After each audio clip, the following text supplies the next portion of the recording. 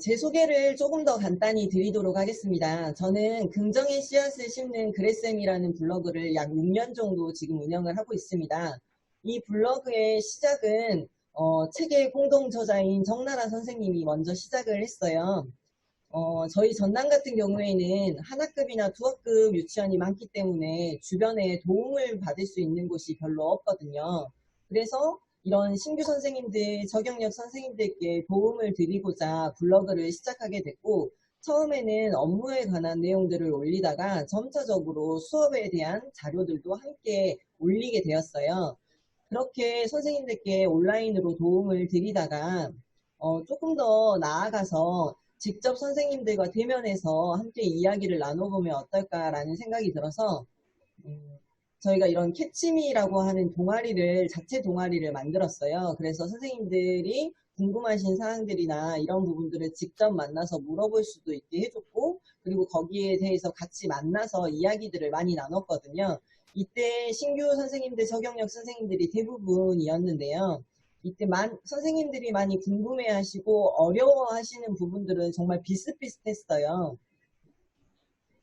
선생님들이 궁금해하시는 사항들, 어려워하는 부분들은 사실 생활지도에 관한 내용들이 많았거든요.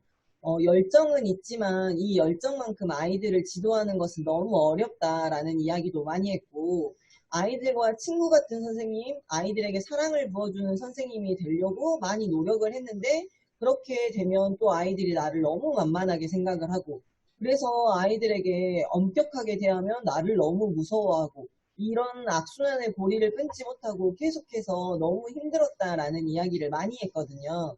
그래서 이 당시에 그 이야기를 들었을 때는 이 선생님들께 위로도 해주고 공감도 해주고, 그리고 뭐 몇 가지 팁에 대해서 안내를 드렸지만 전체적인 학급 운영에 대한 이야기들은 하지 못했어요. 그래서 이런 부분들이 정말 아쉽다라는 생각을 했거든요. 그런데 초등학교에는 현장의 선생님들이 자신의 이야기를 담은 학급 운영에 관한 책들이 많이 나와 있어요. 그래서 이런 부분들을 선생님들이 많이 참고를 할 수 있었거든요. 근데 저희가 이런 생각을 했을 당시에는 유치원 교사가 자신의 이야기를 담은 그런 현장의 이야기를 담은 이런 책들은 없었어요. 그래서 이런 부분에 대한 책이 정말로 필요하겠다라는 생각을 하게 됐거든요. 그래서 정나라 선생님과 제가 이런 부분의 필요성을 느끼고 책을 쓰기로 이제 마음을 먹었어요.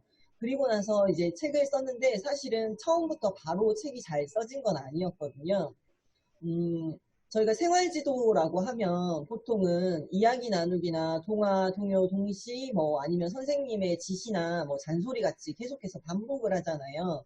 그런 부분들이 많이 있었는데 아이들의 발달 수준이나 흥미에 맞게끔 이렇게 놀이로 풀어내야 되겠다라는 생각을 하니까 너무 막막하더라고요. 그래서 이 부분을 어떻게 해야 될까 고민을 많이 하다가 정나라 선생님이랑 이 부분에 대해서는 사실 기발하고 재미있는 이런 아이디어를 막 만들려고 하지 말고 우리 반 아이들에게 정말로 필요한 생활지도의 내용이 무엇이 있는지 그 부분에서부터 관찰로 시작해서 활동을 만들어내자라는 이야기를 했어요.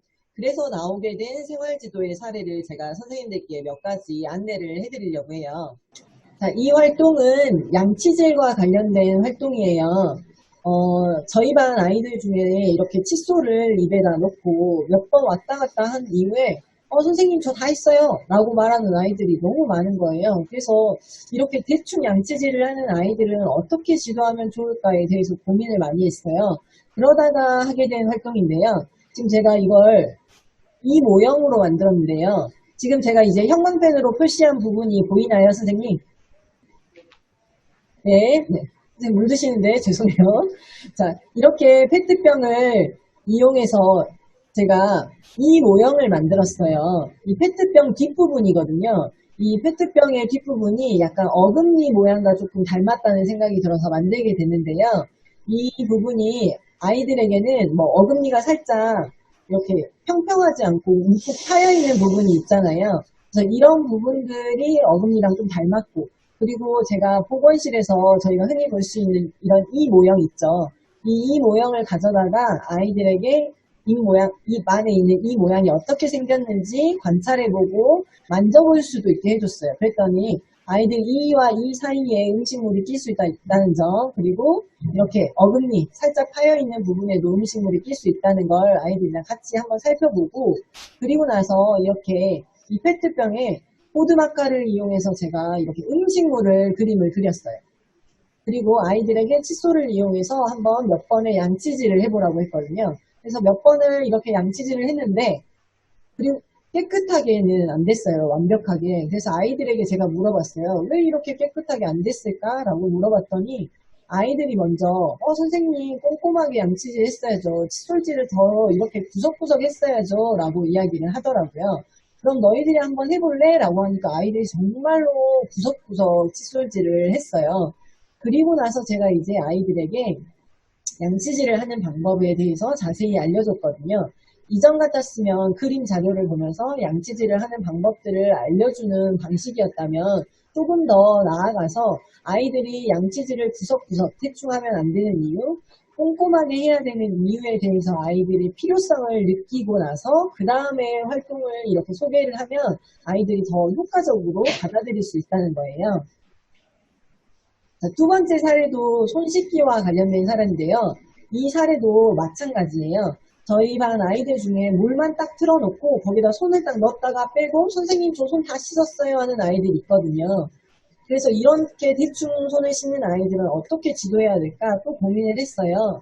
그런데 보통 저희가 어른들에게는 손을 깨끗이 씻어야 됩니다 라고 이야기를 하면 저희는 세균이 손에 있다는 것을 알잖아요. 그래서 손을 깨끗이 씻는다라는 걸 바로 이해를 하는데, 하지만 아이들에게 손에 세균이 있어 라고 말하면 선생님 제 손 엄청 깨끗해요. 아무것도 없어요. 라고 이야기하는 경우가 많단 말이에요. 아이들은 눈에 보이지 않기 때문에 손에 세균이 있다는 사실, 주변에 세균이 있다는 사실을 이해하지 못하는 거죠. 그래서 하게 된 활동이 이 움직이는 세균 관찰하기 활동입니다. 한 아이의 손에 밀가루를 묻혔어요. 그리고 다른 친구와 손을 잡아보게끔 했어요. 그러면 이 친구 손에 있던 밀가루가 다른 친구 손에도 묻게 되겠죠. 그리고 또 만약에 이 친구가 문을 열었어요. 그럼 문 고리에도 이 밀가루가 묻게 되겠죠. 또 여기 보시면 장난감을 이 친구가 손을 댔는데요. 이 장난감에도 밀가루가 묻게 돼요. 그러니까 아이들에게 이렇게 밀가루가 움직이고 옮겨다니는 모습을 관찰할 수 있도록 했어요. 세균이 이렇게 보일 수 있다. 그리고 또 아이들은 이런 손들을 눈이나 코, 입을 많이 만지잖아요. 그러면 우리 몸속에도 이런 세균이 들어갈 수 있다는 걸 또 함께 이야기를 나눴어요. 그리고 나서 그렇기 때문에 손을 깨끗이 씻어야 된다는 걸 말해주고 함께 손 씻기 6단계 이렇게 구체적으로 방법 알려줬거든요. 이런 식으로 금방 말했듯이 양치질이나 손 씻기와 같이 선생님이 일방적으로 가르쳐 주는 게 아니라 아이들이 스스로 필요성에 대해서 깨달을 수 있도록 도와준 다음에 선생님이 이런 방법들을 알려주면 더 효과적으로 아이들에게 지도할 수 있습니다. 자, 그리고 이제 옷 정리와 관련해서 제가 한번 선생님들께 이야기를 해보려고 해요. 지금 여기에 나와 있는 옷, 저희 반 아이들의 옷 정리한 부분인데요. 누가 이렇게 정리를 했을까요? 아이들이 했을까요? 아니면 선생님이 했을까요? 이렇게 깔끔하게 정리한 건 저는 사실 제가 거의 대부분 정리를 했거든요. 아침마다 사실은 제가 뭔가 집사가 된 것 같아요. 아이들이 이렇게 옷걸이와 옷을 가져다가 선생님한테 주면서 선생님 옷걸이에 옷 걸어주세요 라고 하는 경우 너무 많이 있거든요. 그리고 아이들에게 이렇게 옷을 거는 방법을 딱 가르쳐줘도 사실 아이들은 옷걸이 딱 들으면 옷이 막 흘러내려 버리거나 옷을 옷걸이에다가 이렇게 넣는 걸 어려워하는 친구들이 너무 많았어요. 제가 여러 번 아이들에게 이렇게 지도를 했음에도 불구하고 이 부분은 상당히 어렵다라고 느껴지더라고요. 그래서 아이들의 이런 행동들을 다시 한번 살펴보게 됐는데요. 저희 아이들을 한번 생각해 보면요. 아침에 등원할 때 옷 정리 한번 하죠. 그리고 저희가 바깥놀이 나갈 때, 그리고 오전 또는 오후에도 한번 나갈 수 있잖아요. 그러면 하루 3번에다가 저희 초등학교 같은 경우에는 급식실이 좀 통로를 지나가야 돼서 급식실 갈 때도 옷을 입어야 했거든요. 그러면 정말 하루에 최소 4번은 아이들이 옷을 입고 벗고 정리를 해야 되는 그런 상황이거든요. 아이들 너무 귀찮지 않을까요? 사실 선생님 저희 오늘 오전에도 제가 3시간 강의를 했고 오늘도 3시간 강의를 하기 때문에 총 6시간 강의를 해요. 엄청 힘들겠잖아요. 그래서 제가 정말 집에 가서 이 옷을 옷걸이에다가 정리를 할 자신이 없어요. 그냥 이렇게 소파나 그냥 운동기구 위에다가 그냥 이렇게 턱 하고 올려놓지 않을까라는 생각이 들거든요. 선생님들도 오늘 오전에 수업하시고 그리고 또 이렇게 오후에 연수까지 들으시면 너무 힘드시잖아요. 집에 가서 이렇게 옷걸이 탁 거시는 분도 있겠지만 저처럼 이렇게 옷걸이 그냥 아무 데나 놓으시는 선생님들도 분명히 계실 거라는 생각이 들거든요. 저희 어른들도 이렇게 귀찮고 힘들어하는 이런 옷 정리가 아이들이 하루에 최소 4번은 해야 된다고 하면 너무 힘들지 않을까라는 생각도 하게 되었어요. 그래서 이 부분에 대해서는 뭔가 아이들과 활동으로 정리를 하기보다는 환경적인 지원을 고민하게 되었거든요. 네, 그 부분을 한번 소개를 해드릴게요. 만약에 옷걸이를 사용해서 아이들을 지도한다면 이렇게 유아용 눈슬립 옷걸이가 있어요. 옷을 걸어도 미끄러지지 않는 이런 옷걸이를 사용을 한다거나 또는 지금 여기 보이는 스탠드형 옷걸이가 있거든요. 이 유아용 스탠드 옷걸이를 사용하고 나서 저는 정말 편해졌어요. 그리고 아이들도 편해졌거든요. 이렇게 모자나 이 목 뒷부분만 이렇게 옷 거는 부분에 고리에다가 걸면 되기 때문에 만 3세 아이들도 충분히 잘 해낼 수 있더라고요. 그래서 저는 이 스탠드형 옷걸이를 사용하는 것도 선생님들께 추천을 많이 드리거든요. 자, 그런데 이 부분에서는 선생님들이 생각이 다를 수 있어요. 아이들이 옷걸이에다가 옷을 정리하는 게 좀 어렵더라도, 잘 못하더라도, 이런 부분들도 생활지도의 일환이니까 계속해서 교사가 지도해주고 도와줘야 되는 거 아니냐라고 이야기하실 수 있잖아요. 그런 분들에게는 제가 노슬립 유아용 옷걸이를 추천을 해드립니다. 그리고 제가 이 스탠드형 옷걸이를 말씀드리는 건 이걸 사용하세요라고 말씀드리기보다는 이런 환경적인 지원도 고려해보자라고 하는 거예요. 저희가 보통 아이들의 생활지도할 때 활동을 통해서 아이들의 지도를 많이 하잖아요. 그런데 아이들의 이런 잘 지도가 되지 않는 부분이 있다면 이 활동뿐만 아니라 여러 가지 부분들을 다 고려해 보시고 아이들의 특성, 환경들 고려해 보시면서 여러 방안으로 아이들을 지원해 줄 수 있지 않을까라는 생각에서 제가 스탠드형 옷걸이를 말씀드렸습니다.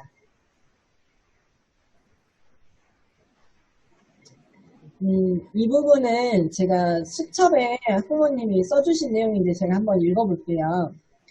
지유가 선생님께서 너무 예뻐서 대변을 본다고 이야기하기가 창피하다고 합니다.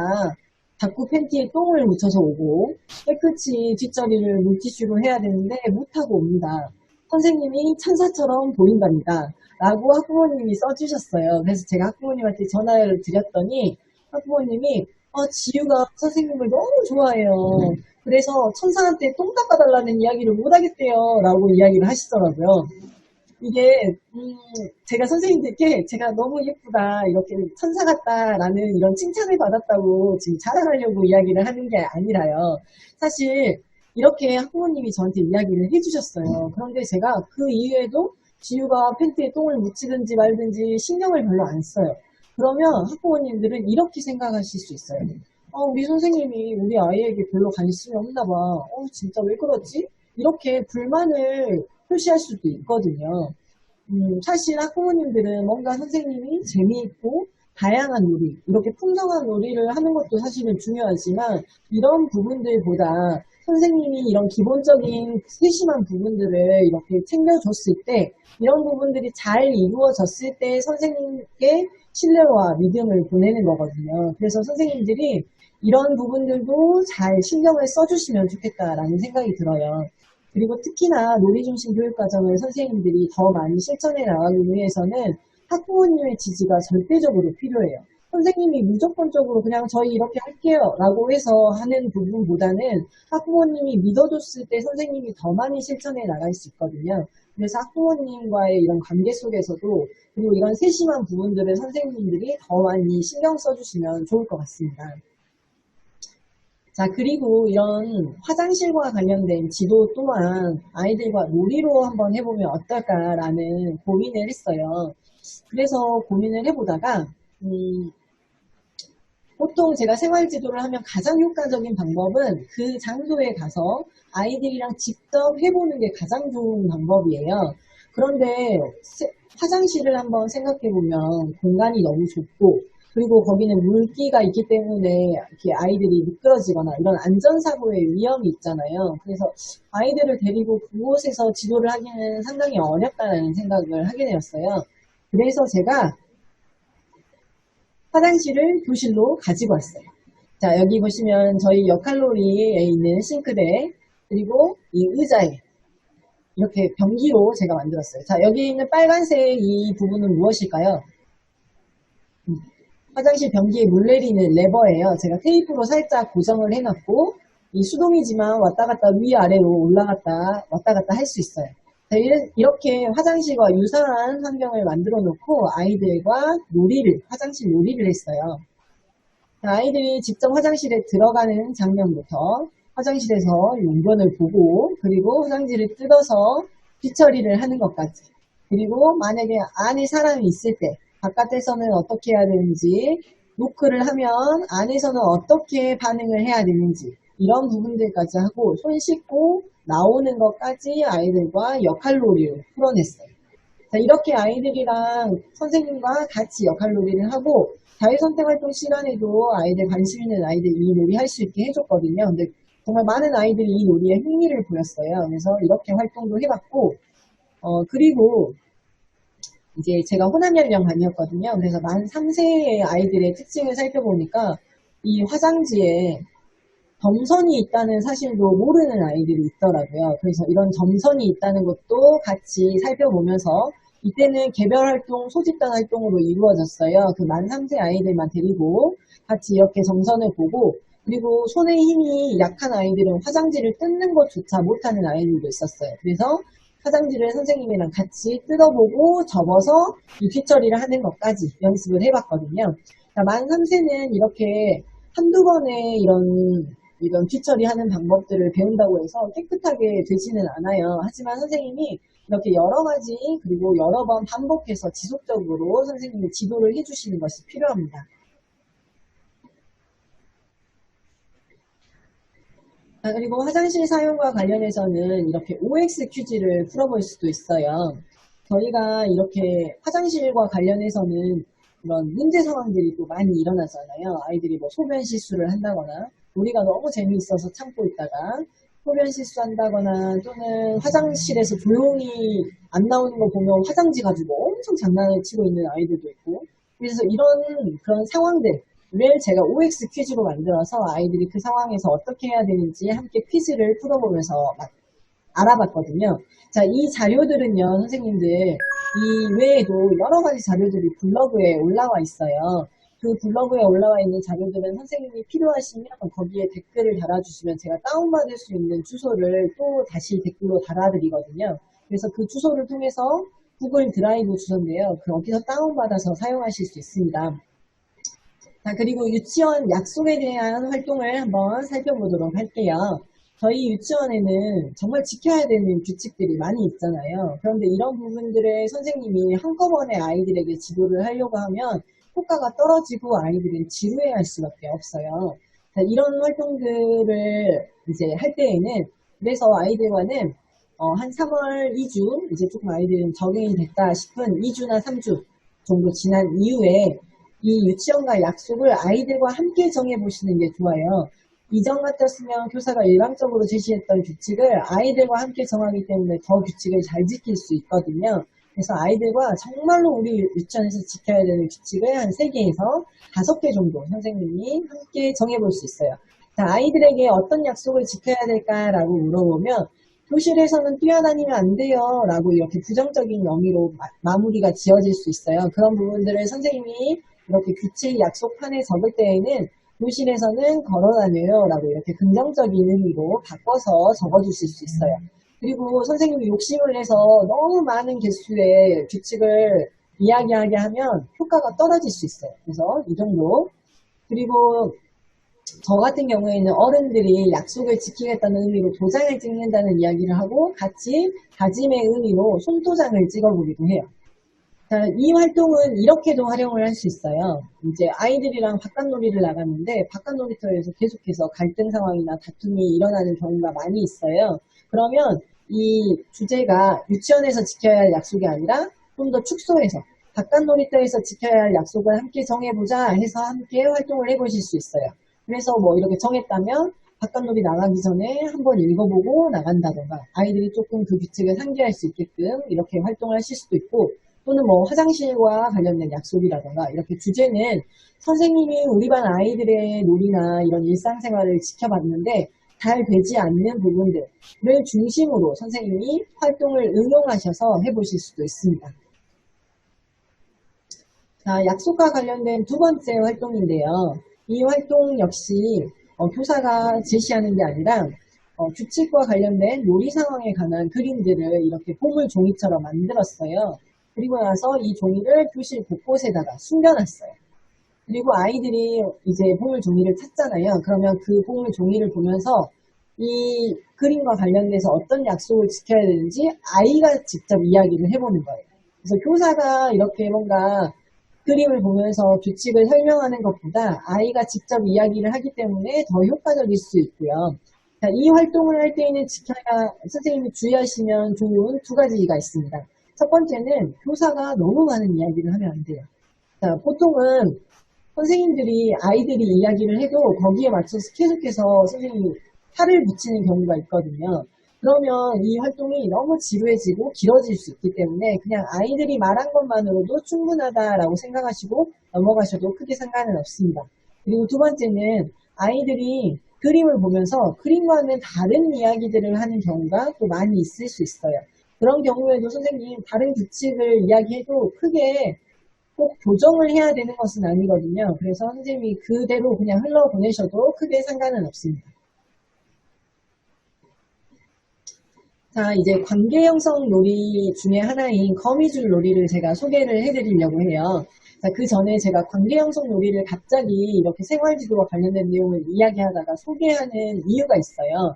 제가 놀이로 풀어보는 유치원 학급 운영이라는 첫 번째 책을 보시면 거기에 100가지 정도의 활동이 소개가 되어 있는데요. 그 중에서 절반은 놀이로 풀어본 생활지도에 관한 내용, 그리고 절반은 이렇게 관계 형성에 관한 놀이가 소개가 되어 있어요. 자, 왜냐하면 이 놀이로 생활지도를 저희가 했잖아요.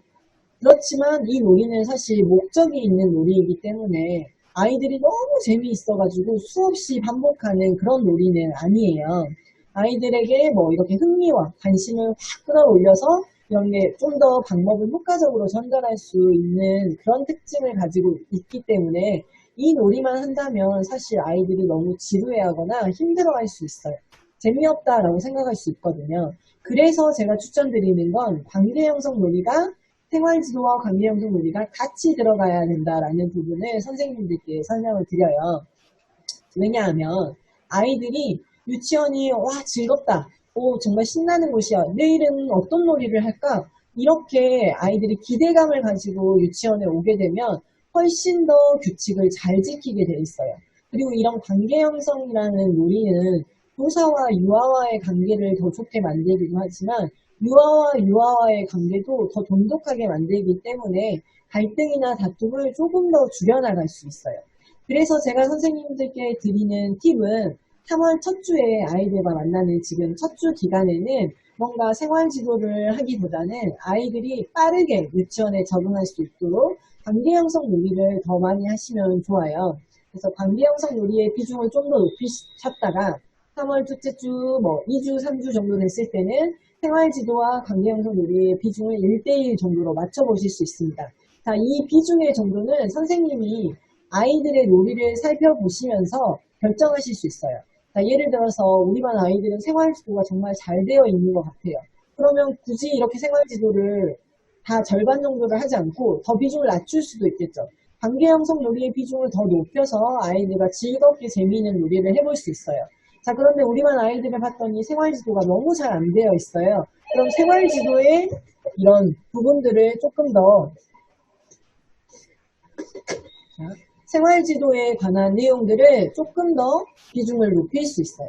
이렇게 선생님들이 아이들의 놀이 특성을 살펴보시면서 이렇게 정해보실 수 있습니다. 자, 제가 관계형성 놀이와 관련된 활동 두 가지를 한번 소개를 해드릴 텐데요. 이 관계형성 놀이 중에서 가장 아이들이 재미있어 했던 놀이 중에 하나예요. 이 거미줄 놀이는 제가 아이들이랑 산책 놀이를 했다가 거미에 아이들이 너무나 관심을 많이 보여서 같이 하게 된 놀이인데요. 꼭 이렇게 아이들이 거미에 관심을 보이지 않아도 같이 해봐도 너무 재미있는 놀이더라고요. 이 활동은 색테이프가 중요해요. 마스킹 테이프는 금방 끊어져서 종이는 안 되거든요. 그래서 색테이프, 유리 테이프로 되어 있는 색테이프를 아이들에게 주고 가위랑 색테이프만 주면 아이들이 이렇게 거미줄을 교실 곳곳에 쳐볼 수 있어요. 이때 중간에 의자나 책상 같은 것들을 놔주면 아이들이 거미줄을 만들 때 더 도움을 받고 쉽게 할 수 있거든요. 그래서 이렇게 거미줄을 만들면 아이들이 이 과정 자체도 너무 재미있어 하지만 이걸 가지고 어떤 놀이를 할 수 있을까라고 물어보면 여러 가지 놀이가 막 나와요. 저 같은 경우에는 아이들이 뭐 이렇게 거미줄을 장애물을 통과해서 미션을 성공해내는 그런 놀이를 만들어냈다거나 또는 이렇게 볼풀공을 이 거미줄에 붙여서 뭐 과일 따기 놀이 뭐 이렇게 해가지고 아이들이 많이 따보는 그런 놀이도 했거든요. 이렇게 아이들이 원하는 이렇게 거미줄을 가지고 어떤 놀이를 할 수 있을지 아이들이 놀이 방법도 정해서 같이 해볼 수 있어요. 그리고 이 활동에 엄청 아이들이 관심과 흥미가 높았기 때문에 하루 하고 끝나는 게 아니라 그 다음날까지도 그대로 보존하고 놔뒀어요. 그래서 아이들이 그 다음날까지도 놀이가 이어지기도 했어요. 이렇게 아이들의 놀이와 흥미가 계속해서 지속된다면 선생님이 이런 부분들까지 허용해 주실 수 있습니다. 자, 그리고 두 번째로 소개하는 관계형성 놀이는요, 과자를 이용해서 얼굴 표정을 꾸며보는 거예요. 이렇게 이 부분은 얼굴이 이렇게 없거든요. 눈, 코, 입이 없는데 아이들이 과자로 이렇게 만들어보는 거예요. 과자를 이용해서 만들고 과자로 또 먹고 그리고 또 한번 만들어보고 그래서 아이들이 과자를 먹어서 이 활동을 재미있어 하기도 했지만 이 표정 자체도 재미있는 그런 표정들이 많이 있어서 좋아하기도 했어요. 이 활동은 이렇게도 활용을 해보실 수 있어요. 만약에 자유선택 활동 시간에 뭔가 다툼이나 갈등 상황이 자주 발생하는 게 있다면 이 부분을 선생님이 중간에 이 놀이를 하는 중간에 소개해주고 또는 그림 자료를 보여줄 수도 있어요. 그리고 나서 이런 상황에서 이 아이의 마음은 지금 어떨까? 어떤 표정일까? 라고 하면 아이가 꾸며볼 수 있겠죠. 왜 이 아이는 이런 표정을 짓고 있지? 어떤 마음일까? 그럼 어떻게 하면 좋을까? 아이들에게 물어보면 아이들이 이야기해볼 수 있게끔 그 상황에 대해서 다시 한번 생각해볼 수 있게끔 선생님이 기회를 제공하실 수도 있습니다. 그리고 지금 저희가 코로나 계약을 했지만 코로나로 인해서 놀이꾸러미나 뭐 놀이 안내장 같은 것들을 선생님 지금 많이 보내셨잖아요. 그래서 선생님들께 좀 도움을 드리고자 제가 블로그에 있는 활동 중에서 뭔가 집에서 가볍게 할 수 있는 활동들을 놀이 안내장으로 한번 만들어 봤어요. 그래서 이 부분은 제가 블로그에 공유를 해드렸었는데요. 이 디자인이나 이런 이모티콘 같은 것도 제가 직접 그림으로 그려가지고 만든 거거든요. 그러니까 사실 약간의 금손입니다. 그래서 이렇게 선생님들이 이 안내장을 제가 공유를 해드리는데 지금 꼭 놀이 안내장으로 이 방식으로만 사용하는 게 아니라 선생님들 유치원에서 보내는 안내장으로 바꿔서 사용하실 수도 있어요. 그래서 제가 이 PPT 파일인데요. 수정이 가능하게끔 해서 공유를 해드리고 있어요. 그래서 뭔가 강의나 뭐 이런 재배포만 아니면 선생님 개인적으로 사용하시는 것은 크게 상관이 없습니다. 이야기를 한번 나눠볼게요. 저희가 놀이중심 교육과정으로 바뀌면서 이 부분에 정말로 큰 변화가 있거든요. 저희가 우선은 한번 지금까지 한번 자유선택 활동을 돌아보면 저희가 항상 흥미 영역으로 구분을 지어서 이 영역에서만 놀이를 하도록 했잖아요. 근데 아이들의 특성을 한번 살펴보면 사실 막 쌓기 영역에서 놀이를 했던 놀잇감을 막 미술이나 수조작에 가져가기도 하고 섞어서 놀이하는 아이들의 특징들이 있단 말이에요. 그런데도 저희가 항상 이건 쌓기 영역에서 놀아야지 이 영역으로 들어가세요 라고 한다거나 또는 쌓기에서 미술 영역으로 넘어가려면 어떻게 해야 되나요? 정리를 하고 쌓기를 정리한 다음에 그 다음에 미술 영역으로 넘어갔어야 됐잖아요. 이렇게 저희가 지도를 했는데 사실은 아이들이 이렇게 쌓기를 놀이를 하다가 미술이 생각나서 거기에 관련돼서 또 활동이 확장되어 가는 과정일 수도 있는데 저희는 무조건 영역을 이동하려고 하면 정리를 해야 된다고 이렇게 지도를 했단 말이에요. 이런 부분들이 과연 아이들 중심이 맞는지 이게 놀이 중심이 맞는지 이런 부분들을 저희가 고민해 볼 필요가 있을 것 같아요. 그리고 또 저희가 이름표를 사용했잖아요. 이름표를 사용한 이유가 있었죠, 저희가. 공간이 너무 한정적이기 때문에 그 공간에서 많은 아이들이 들어가 버리면 다툼이나 갈등 상황이 일어나는 경우가 많이 있잖아요. 그래서 저희가 이름표를 사용했는데 이 부분도 저희가 고민을 해보자고 해요. 왜냐하면 선생님들 공간에 좁기 때문에 이름표를 사용하는 것. 이 방법 말고는 아이들의 놀이를 지원할 수 있는 방법이 없을까요? 사실 저는 이런 부분에 대해서는 고민을 한 번도 지금까지 해본 적은 없었어요. 그냥 항상 이름표를 사용한다라는 생각을 했지, 뭐 이름표를 없애보겠다, 뭐 이 공간을 어떻게 조정해보겠다라기보다는 그냥 항상 이름표를 학기 초가 되면 이름표를 만들고 뭐 이렇게 항상 준비를 했었거든요. 근데 이런 부분들을 다시 한번 돌아보게끔 만드는 것 같아요. 그래서 선생님들이 이 영역을 부분 짓는 것, 그리고 이름표를 사용하는 부분, 이렇게 저희가 규칙을 강조했던 부분들이 과연 아이들의 놀이를 지원해 주는 것이 맞는지 아니면 도리어 아이들의 놀이를 제한하는 것은 아니었는지 저희가 고민을 해보면서 그 부분으로부터 변화의 시작을 한번 찾아보면 좋을 것 같아요. 자, 그래서 제가 몇 가지 선생님들께 한번 변화의 예시를 한번 말씀을 드리려고 해요. 자, 예를 들어서 선생님이 우리 반 아이들의 놀이를 관찰해 봤더니 쌓기나 역할놀이 영역에서 놀이를 많이 하는 반면 뭐 수조적이나 과학 영역에서는 놀이가 잘 안 이루어져요. 빈도수가 좀 적어요. 자, 그렇다고 한다면 공간을 재배치해 볼 수 있어요. 자, 아이들이 많이 가는 공간을 더 넓게 해줄 수 있죠. 그리고 또는 만약에 너무 안 가는 영역이 있으면 그 영역은 없앨 수도 있어요. 또 기본적으로 저희가 항상 가지고 가야 되는 영역들이 막 수조작이나 과학, 뭐 음률이나 뭐 쌓기, 역할, 미술, 언어 이런 식으로 해서 한 7가지 정도는 기본적으로 가져가는 경우가 많이 있었잖아요. 그런데 이런 영역의 숫자를 꼭 운영하기보다는 아이들이 실제로 잘 안 한다면 과감하게 없앨 수도 있고 아이들이 너무 좋아하는 공간을 더 많이 넓혀줄 수 있어요. 자, 그리고 저희가 함께 모이는 공간이 있잖아요. 이야기 나누는 시간에 선생님들 모이는 그 공간은 아이들의 흥미 영역으로는 저희가 구분짓지 않고 그 영역에서까지 놀이하는 경우는 또 적었단 말이에요. 근데 이 부분까지도 아이들이 놀이를 할 수 있게끔. 그래서 뭔가 쌓기 영역에서 놀이하는 놀이는 꼭 쌓기에서만 하는 게 아니라 이 놀이가 공간이 부족하다면 아이들이 이쪽에 너무 많이 몰려 있다면 다른 영역에서 이렇게 함께 모이는 공간에서 이렇게 여러 가지 공간에서 해볼 수도 있다는 거죠. 꼭 영역을 구분지어서 거기서만 놀이를 해야 된다라고 하는 그런 부분들은 최소한으로 하고 없애는 방향으로 나아가는 게 제일 좋은 방법인 것 같아요. 이런 공간의 재배치도 저희가 고려해 볼 수 있고요. 또는 이런 방법도 있어요. 저희가 개정놀이과정에 이 놀이 이해 자료를 보시면 팽이놀이와 관련된 사례가 나오거든요. 이 1년 동안 아이들이 팽이놀이에 대해서 어떤 관심을 보이고 어떻게 진행되어 있는지를 기록한 예시가 있어요. 그 예시를 살펴보면 아이들이 팽이에 대해서 지속적으로 관심을 가져서 5월달 정도 됐을 때 선생님이 팽이 실험실이라는 영역을 만들어요. 저희가 기존에 운영했던 영역과는 전혀 다른 영역이잖아요. 그런데 기존에 없었던 새로운 영역을 아이들의 놀이나 흥미로부터 찾아서 만들어 나가는 거죠. 그래서 저는 한 번도 이런 팽이 실험실이라는 이런 영역은 만들어 본 적이 없어서 정말 새롭다라는 생각이 들더라고요. 그런데 이제 놀이 중심 교육 과정으로 바뀌면서 정말로 아이들의 놀이를 반영한 여러 가지 영역들을 만들어낼 수 있지 않을까라는 생각을 하게 되었어요.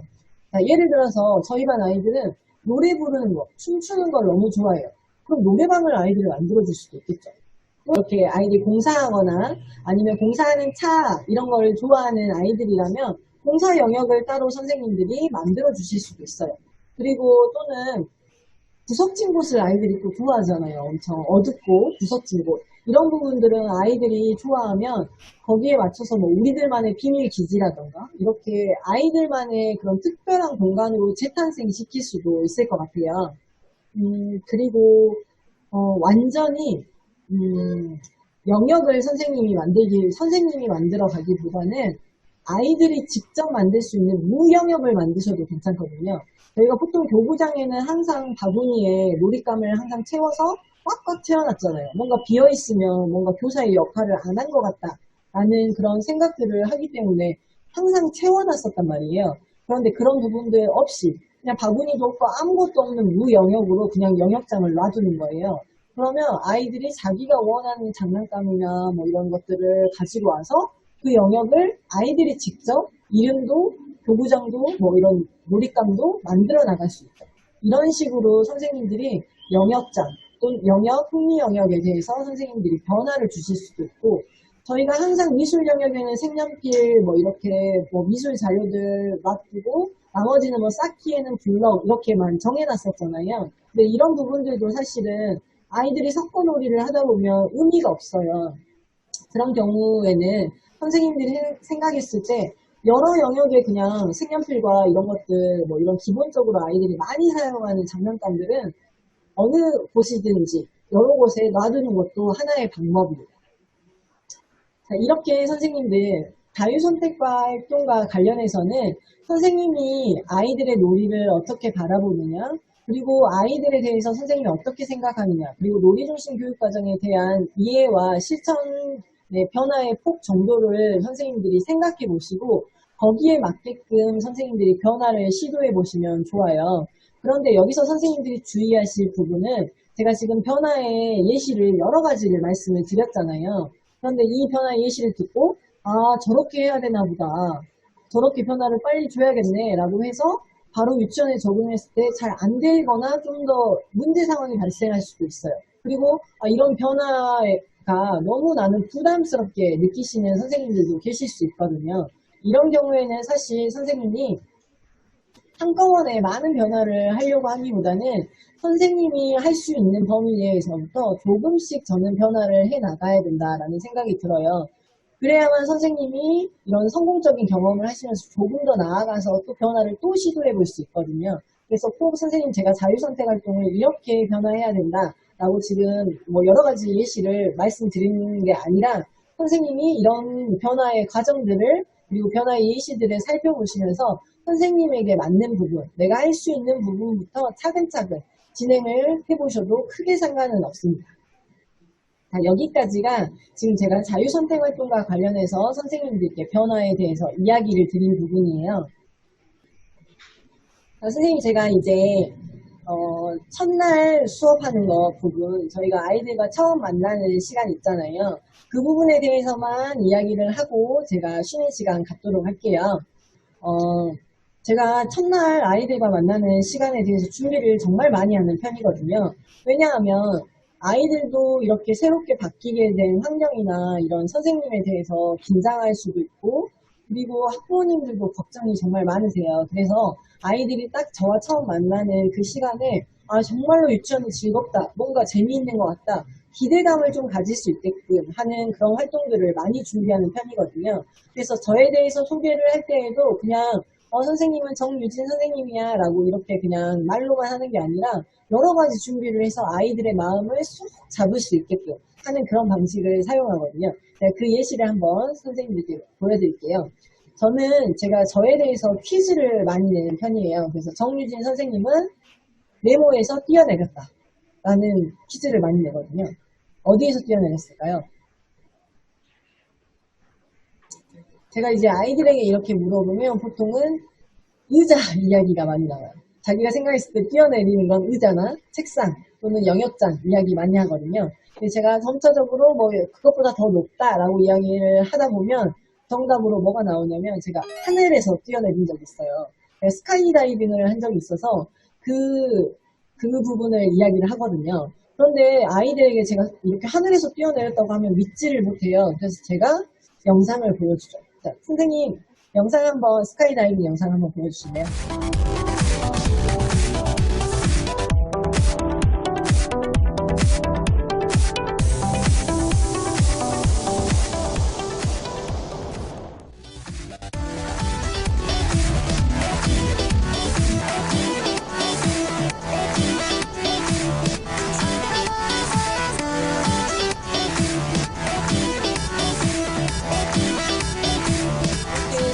스카이다이빙 영상을 제가 스카이다이빙을 했을 당시에는 뒤에 사람이 이렇게 묶고 있어가지고 그렇게 무섭다는 생각을 안 했는데 이 영상 보면서는 정말 무섭더라고요. 손에 땀이 질 정도로. 그래서 다시는 하면 안 되겠다라는 생각을 하긴 했는데 혹시나 스카이다이빙을 안 해보신 선생님들께는 인생에 한 번쯤은 선생님이 한번 추천을 드리고 싶습니다. 그리고 선생님 제가 이렇게 아이들에게 동영상을 보여주잖아요. 그러면 아이들이 이 부분에 대해서 너무 신기해하면서 집에 가서도 엄마에게 이런 이야기를 한다고 하더라고요. 선생님, 우리 선생님 하늘을 나는 선생님이야 라고 저를 소개할 정도로 아이들이 이 부분에 대해서 정말 흥미를 많이 가졌어요. 선생님들도 이렇게 선생님을 소개할 수 있는, 그리고 아이들의 흥미를 확 끌을 수 있는, 마음을 확 사로잡을 수 있는 그런 자료들을 좀 준비하셔서 뭐 마술이라던가 또는 아이들과 OX 퀴즈를 해본다거나 이런 여러 가지 방법들이 있을 수 있거든요. 그래서 선생님이 그런 방법을 준비하셔서 아이들과 만나보시면 이 부분에 대해서도 또 학부모님과도 연계가 되어 있는데 학부모님이 아이들과 처음 만나면 오늘 유치원 어땠어? 괜찮았어? 라고 이렇게 많이 물어보시거든요. 그때 아이들이 엄청 재밌었어. 우리 선생님 하늘을 나는 선생님이야. 너무 재밌어. 내일 또 가고 싶어. 라고 이야기한다면 학부모님들도 정말로 안심하시고 유치원에 보낼 수 있을 것 같아요. 지금 제가 놀이로 풀어보는 유치원 학급 운영에 관한 이야기는 이제 마지막 활동으로 소개를 해드리는 활동인데요. 저희가 보통 아이들의 이런 기분 상태나 이런 것들을 한꺼번에 다 파악하기가 너무 어렵잖아요. 일일이 다 물어보기가 힘드니까. 또 아이들 숫자가 많다 보면 한눈에 파악하기가 어려운데 이 활동을 하면 조금 더 도움이 되실 수 있어요. 이렇게 미키마우스 귀처럼 이렇게 아이들이 손을 이렇게 표시해 보라고요. 저희가 보통 아침에 이렇게 같이 모이는 시간이 있으면 그때 아이들이랑 같이 해보는 활동 중에 하나거든요. 그래서 아이들에게 오늘 기분이 어떠냐고 물어보고 오늘 기분이 제일 좋다라고 하면 이렇게 귀 옆에다가 미키마우스 귀처럼 만들어 놓고 5개의 손가락을 다 펴요. 그래서 이렇게 표시를 하고 선생님 오늘은 그냥 그래요. 그러면 뭐 이렇게 손가락을 조금 접어서 표시를 한다거나 오늘 좀 화가 났어요. 아니면 오늘 기분 진짜 안 좋아요. 라고 하면 손가락을 다 접는 거예요. 그래서 이런 식으로 아이들이 딱 표시를 하면 한눈에 많은 아이들이 지금 어떤 감정을 가지고 있는지 파악할 수가 있거든요. 혹시 선생님도 한번 해볼까요? 지금 쉬는 시간에 금방 마치고 오신 선생님들 기분은 지금 어떠신가요? 한번 선생님 손가락으로 표시해볼까요? 제가 잘은 안 보이는데 많이 이렇게 해주시는 것 같아요. 5개. 그래서 제가 열심히 한번 또 연수를 진행해 보도록 하겠습니다. 자, 선생님들 이렇게 표시를 아이들이랑 해보는 이 활동은 이렇게도 활용을 하실 수 있어요. 아이들이 중에서는 보통 이렇게 하는 경우 있거든요. 아이들이 계속해서 기분이 안 좋다라고 표시하는 아이가 있을 수도 있어요.